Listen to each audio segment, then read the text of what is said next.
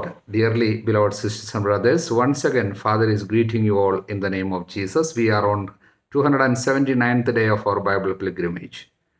Our readings and reflections are on Isaiah chapter 64, 65 and 66. Also, Book of Sirach chapter 17 and Gospel of Matthew chapter 19. Isaiah 64 is the continuation of the prayer that we have seen in chapter 63. People who have come back from the captivity of Babylon are making a beautiful prayer to the Lord. In verses 1 to 4, God's people plead for God to come in power and in glory. Then next verses 5 to 7, here the obstacles to God's great works, that is our great sinfulness. As verse 6 puts it, we have all become like one who is unclean. All our righteous deeds are like a polluted garment. We all fade like a leaf, and our iniquities, like the wind, take us away. Hallelujah. So if our righteousness are bad, then what must our unrighteousness be? Hallelujah.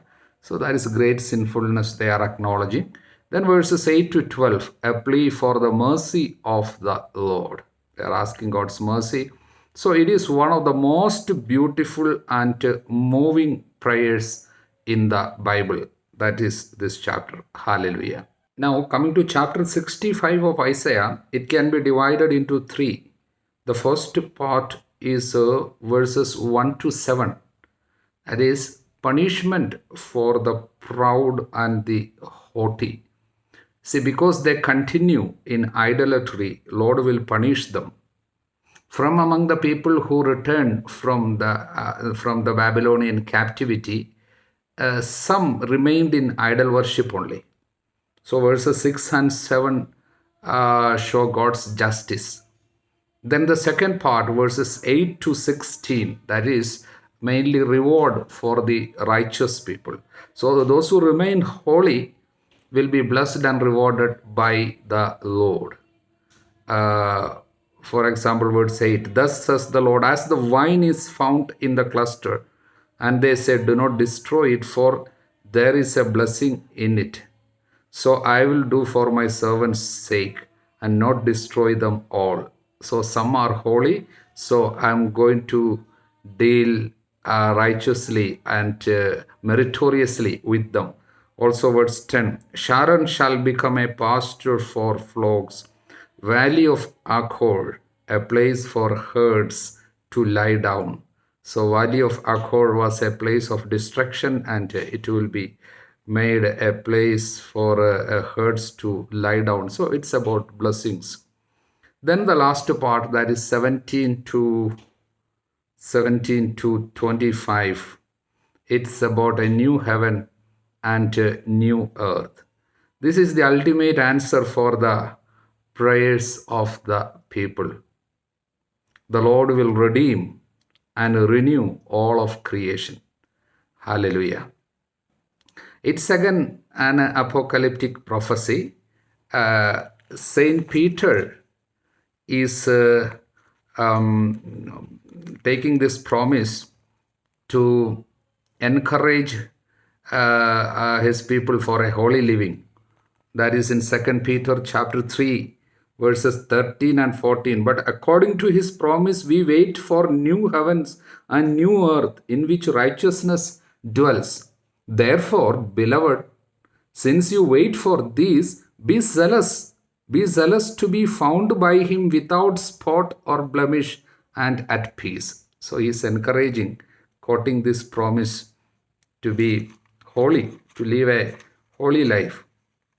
Also, we find Saint John in the book of Revelation. He is saying the same thing. Revelation chapter 21. Then I saw a new heaven and a new earth. For the first heaven and the first earth had passed away, and the sea was no more. So it's almost the same. It's an eternal state of joy. The entire universe is entering into an experience of salvation. As St. Paul puts it, the entire creation is longing for that experience of salvation. So it's the role of the Messiah. It's about the glorious result of the transformation that happens during the reign of the Lord.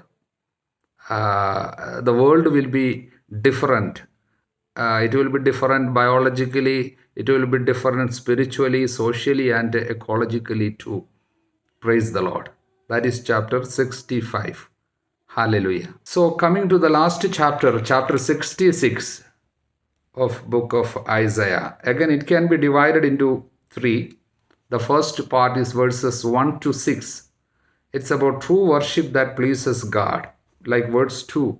But this is the man to whom I will look, he that is humble and contrite in spirit and trembles at my word. Trembles at my word. Importance of listening to his word with lot of humility. Hallelujah. So in this passage, when you read ahead, you will understand God rejects externalism and also inclusivism. That means, adjoining pagan and Gentile practices to the worship of the Lord. Some of them were doing that after coming back from the captivity. So vengeance is threatened for such guilt. Then verses 7 to 14 is the second part. It's about a new people. Spiritually, it's about the increase of the church when Jews and Gentiles shall be gathered to the Redeemer. Hallelujah.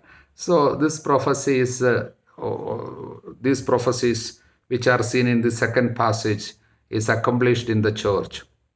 An amazing love of God will be manifested in the church. Verses 12 and 13. Behold, I will extend prosperity to her like a river, and the wealth of the nations like an overflowing stream. And you shall suck, you shall be carried upon her hip and dandled upon her knees. It's about Mother Church, how she will take care of you. As one whom his mother comforts, so I will comfort you. You shall be comforted in Jerusalem. That's a beautiful passage. So then the third part is verses 15 to 24.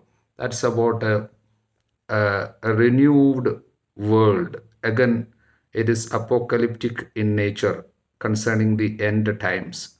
Spiritually, meaning is every enemy of the church shall be destroyed, and the final ruin of ungodly men shall be seen.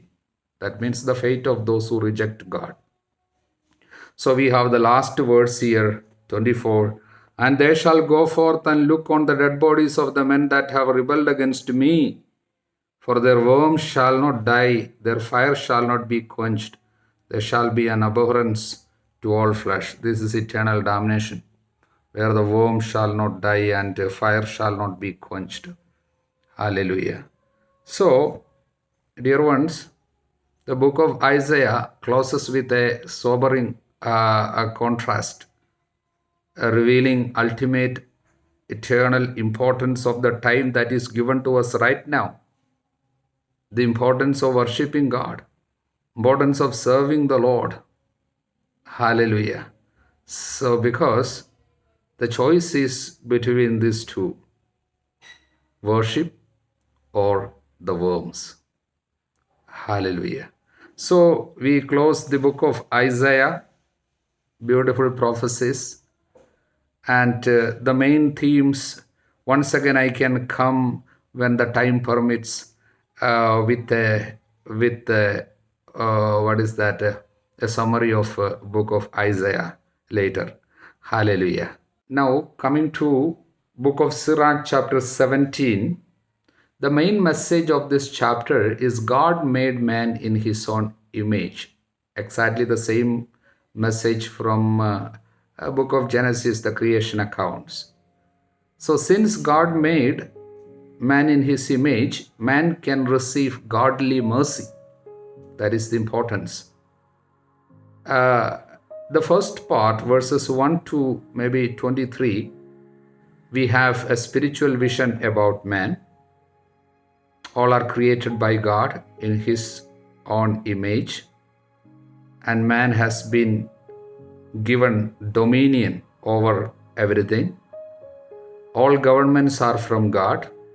Israel is very specially chosen, and God demands godly acts from man since they are in the image of God.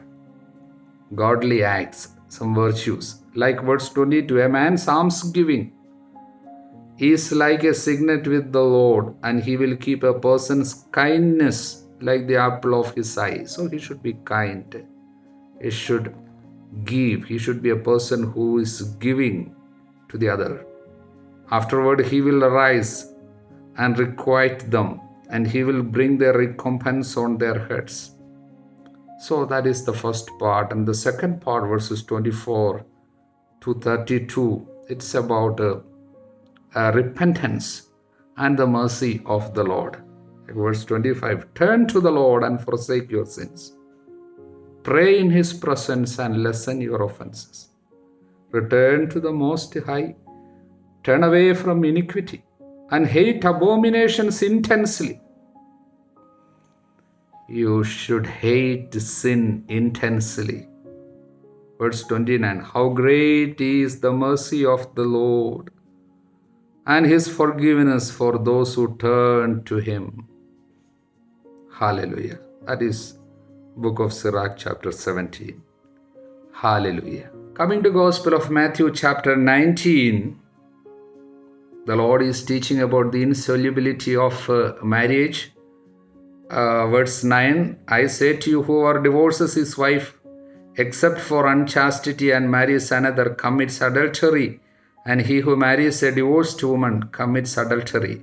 Now the question is whether adultery is a valid reason for divorce. Church doesn't consider that. I quote from George Leo Haydock.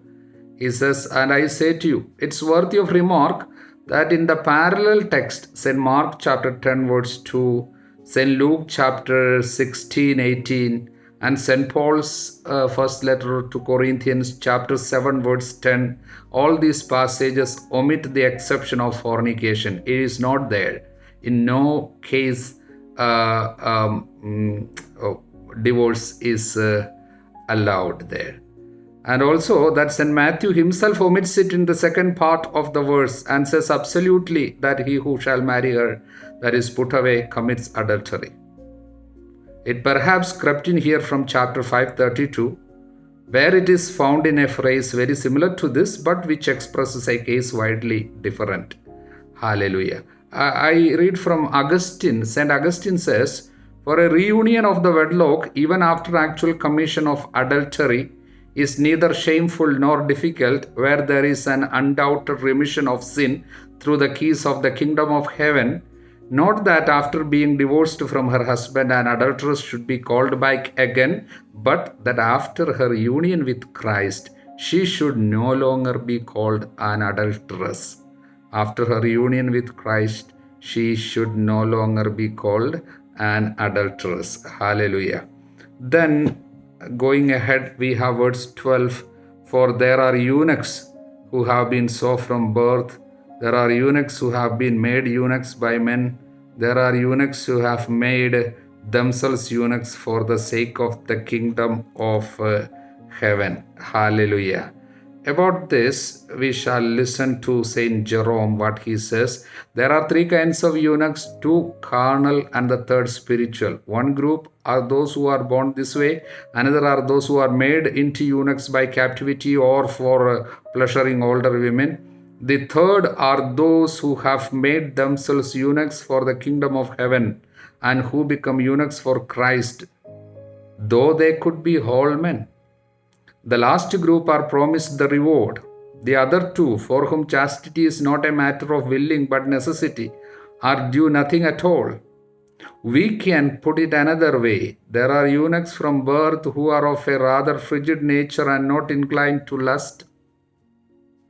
There are others who are made eunuchs by men, those who are made so by philosophers, others who are made weak towards sex from their worship of idols, and still others who by heretical persuasion feign chastity so as to falsely claim the truth of religion.